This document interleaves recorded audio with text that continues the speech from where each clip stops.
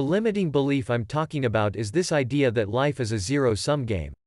How many times, while thinking from your end desire, an end desire you consider out of our current reach, have you found yourself thinking that it is violating some of your current logical understanding of life?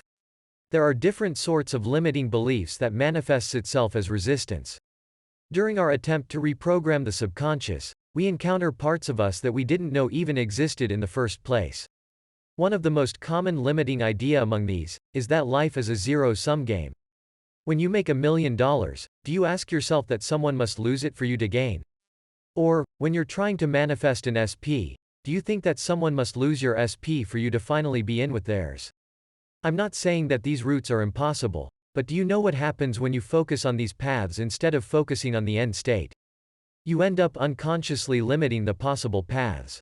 The concept of zero-sum game is one that is the central idea of our 3D reality, or what Neville calls the world of Caesar. Limitations and rationality are often the focus of a scientific mind, and it serves advancement in these topics very well.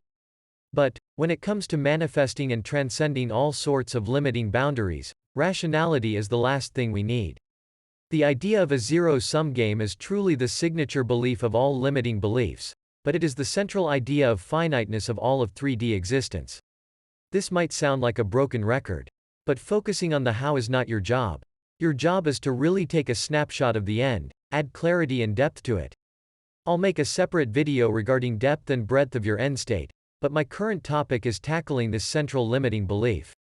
Apart from focusing on the end state, you must remind yourself that limitations are simply a construct of your mind. If you have been on this manifesting or law of assumption journey, you might have heard of this for some time, and you might have convinced yourself of this.